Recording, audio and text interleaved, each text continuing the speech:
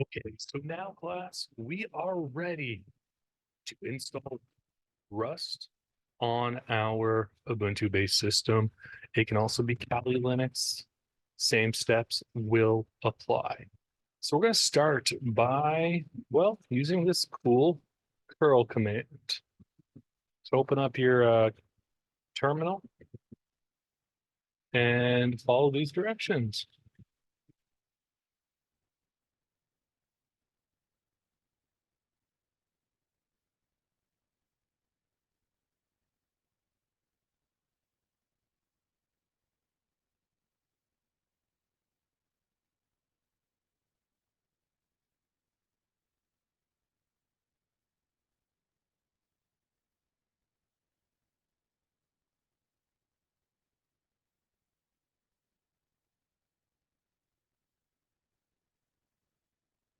And, well, you might run into this problem where you don't actually have curl installed. Totally cool. Just go sudo apt install curl. Type in your password.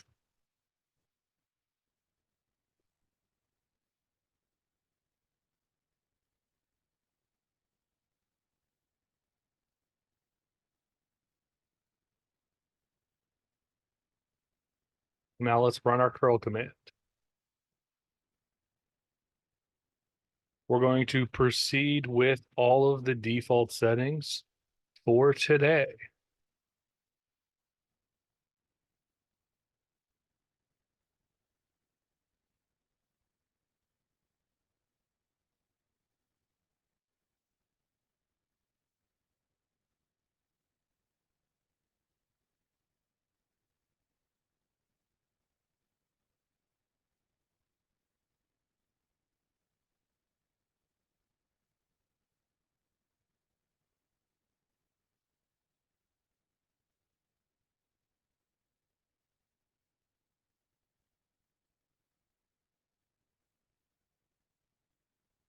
So while it's downloading, I'm going to answer a few questions here. So you probably saw that it was downloading a component called Cargo. Cargo is Rust's package manager, build system, and dependency manager. It comes pre-installed Rust and provides a command line interface to manage dependencies, compile your packages, and distribute them to crates.io, the Rust package registry. And it's, well, downloaded.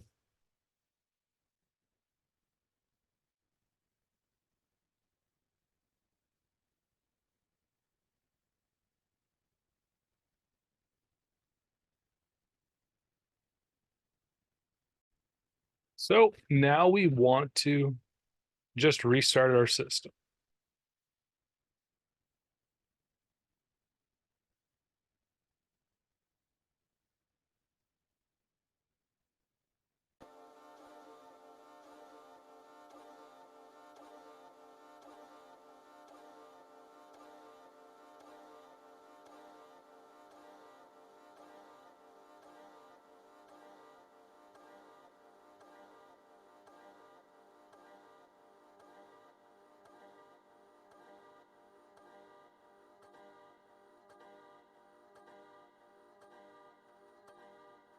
Once it's done restarting our system, we're going to get Visual Studio Code installed because that's what we're going to be using for most of what we're going to be doing.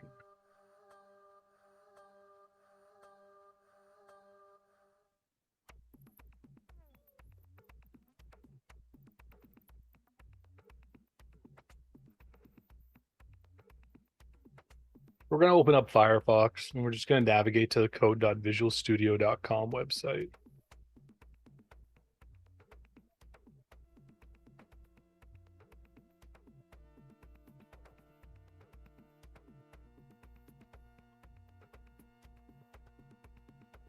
code.visualstudio.com/download. Now we're going to download the Debian package here.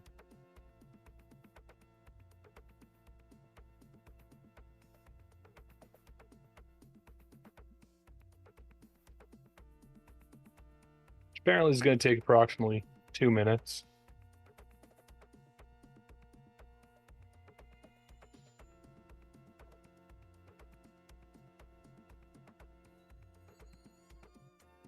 And then once it's done downloading, I'm going to get you guys to do a couple more things.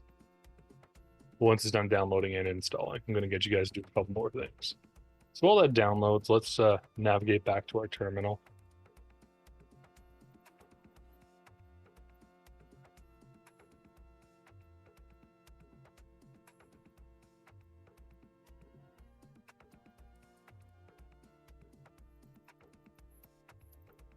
Just wanted to make sure that it would pick up cargo.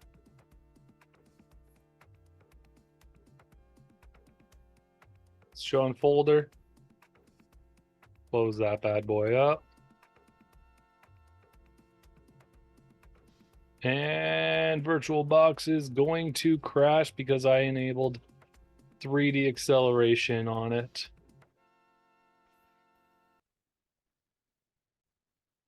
And it looks like we're back. Now we're going to have screen tearing. So now what I want to do is I would like to, well, install Visual Studio Code.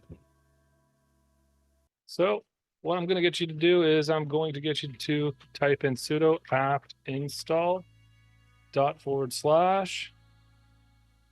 and let's paste in the Debian package name, put in our password, and let Ubuntu install everything for us. This can take a couple minutes or it can go super fast. I didn't assign a lot of system resources to this virtual machine, so it may take a little bit longer than I'd like.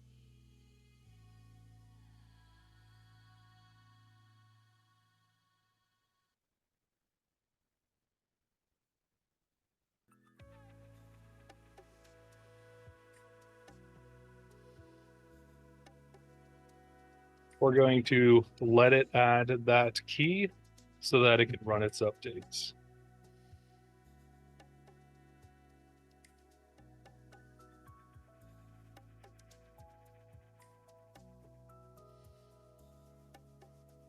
Okay, so let's just type in the word code and see what happens.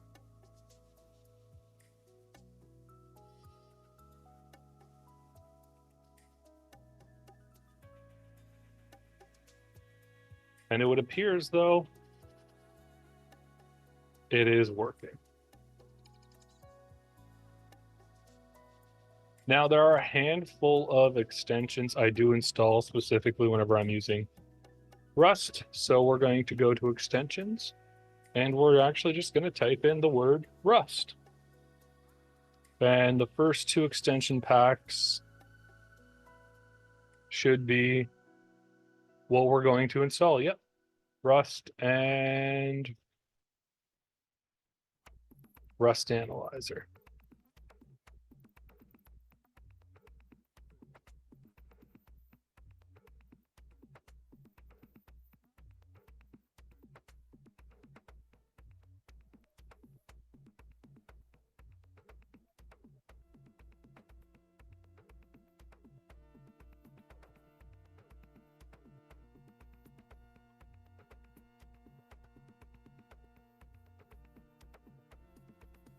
Yeah, it's chugging along here.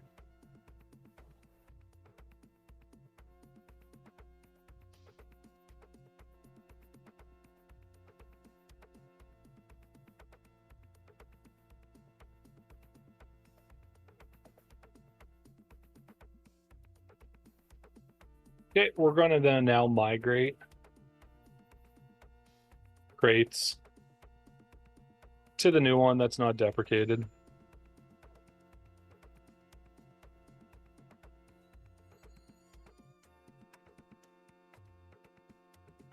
And then we'll be creating a new project. Everything looks good to go here. So let's close out of that bad boy. Open up a terminal, new terminal. ls cd documents MK Dyer projects.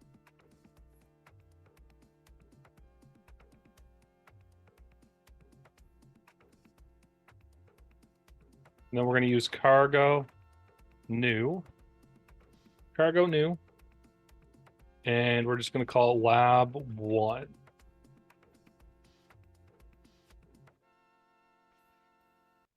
And it created the new project. So now we're going to open up the folder.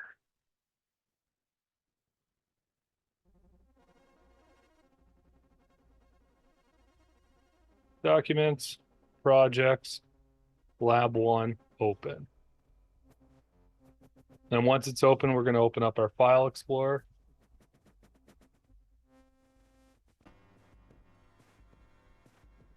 And yes, we trust that author. I don't care about the welcome screen. If you don't have the terminal open in the bottom, just make sure you do open it. Might get hit with a few more things here. Man, I got to figure out what that rendering issue. We do want Git because we're going to be using Git. And what you should see here once everything is loading, which is going to take this virtual machine a few minutes to sort out. You want to make sure you got your terminal open because we're going to be using terminal quite a bit. You do not have to use Visual Studio Code. It's just nice to have. Apparently Firefox decided it wanted to open up in order to download Git. So I am not going to install that right now. When things calm down a little bit, we will continue. Okay, so what you're going to see, not a cargo.toml file. Its purpose is, it is the manifest file for your Rust project. It contains metadata about the project, such as the project's name, version, dependencies, and other configurations. So it's kind of like having a package.json for Node.js or a pom.xml for Maven. Rust uses Cargo, again, which is its package manager and build system to manage the project. All its dependencies for that project can be specified under the dependencies section. So any dependencies that we require will go here. We've got a git ignore as well, which is used to specify files and directories that should be ignored by version control. So in our case, we'd be using git, and that would ignore, well, any of those files. So files like build outputs, dependencies, and other generated files such as your target are added to the git ignore to keep them out of the repository. We've also got a cargo lock file floating around here somewhere. Yeah, it's right here. So the lock file locks the versions and dependencies when they are installed, ensuring consistent builds. So it'll automatically generate it when you build your project. And it ensures that every time the project is built, it uses the exact same versions of dependencies, avoiding any inconsistencies. We've got an SRC directory, which is where all your source code typically lives. And your src main.rs is the main entry point. For libraries, it would be src lib.rs. So our main.rs, again, it contains source code for our project. Since we're not doing a library, it's going to be main.rs for our main entry point. Our target folder is the directory where the compiled outputs of our project will go. So when you build or run your project, the compiled binaries and intermediate files will be placed in that folder. That directory is typically not included whenever you're handling your version control. So you'd include it in your git ignore. Is my terminal going to work? Let's try opening up a new terminal.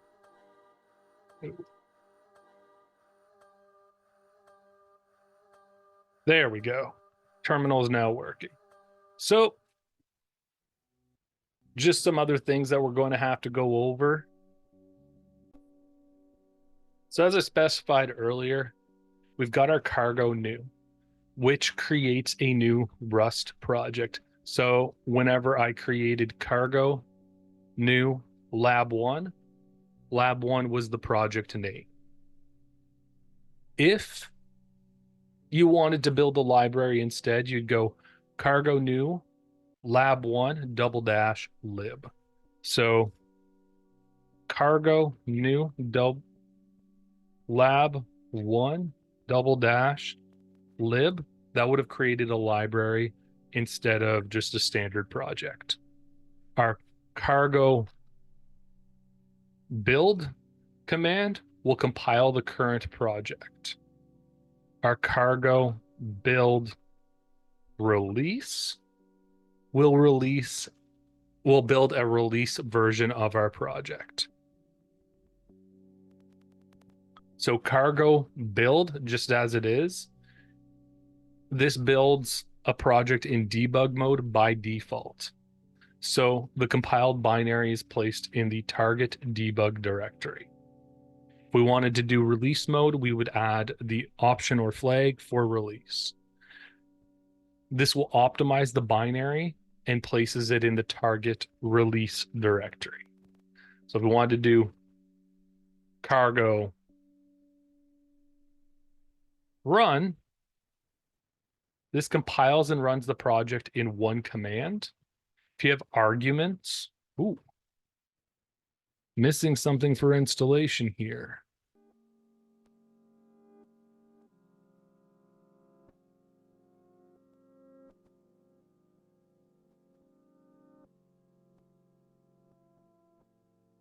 So we'll sort that out momentarily. If we had arguments, so like let's say we were expecting input by default, it would be cargo run --arg1 arg2. So like let's say we were looking for first and last name to run the program. We needed to test, so run our test cases. Cargo test. And it'll look for functions annotated with the term test and run. Cargo check quickly checks your code and makes sure it compiles, but without producing an executable. So cargo clean. Clean will remove the target directory generated by cargo, effectively cleaning up the compiled artifacts. Cargo updates. Updates all of the dependencies in the cargo lock file to the latest compatible version. Cargo doc. Whoops. Cargo doc generates documentation for your project and its dependencies. Cargo doc open, as in --, open, will generate the documentation in your web browser. Cargo install installs a Rust binary from a local or remote crate. Cargo publish will publish your project to the crates.io.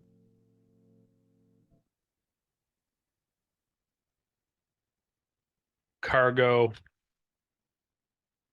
FMT formats the code in the project according to the Rust styling guidelines. Cargo Clippy lints the project using Clippy, Rust's linter to catch common mistakes and improve your code quality. Cargo Bench will run a benchmark defined in your project. Cargo Add, which does require the Cargo Edit tool, will add dependencies to the Cargo TOML file. Cargo Remove also requires the edit, which will remove dependencies as well.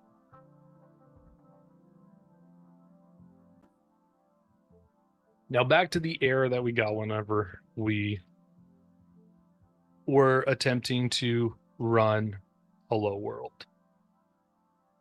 So all we got to do here is we've got to install Build Essentials, which didn't install immediately when installing Rust. Happens sometimes, no biggie. Sudo apt install build essential.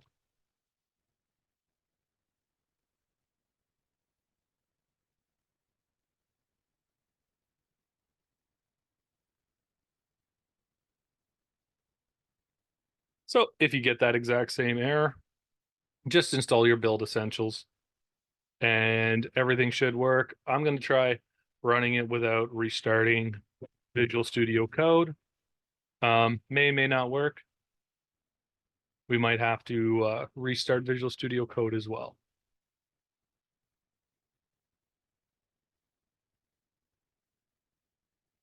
So here we've got our main function, and then we've got the print macro.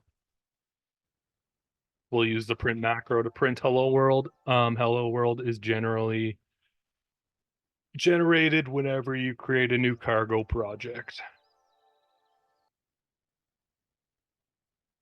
Cool, let's give this a shot.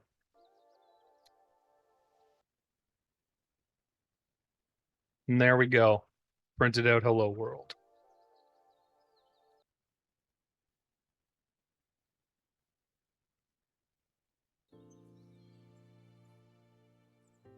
And that's it for this lesson. Next lesson, we'll write an actual program.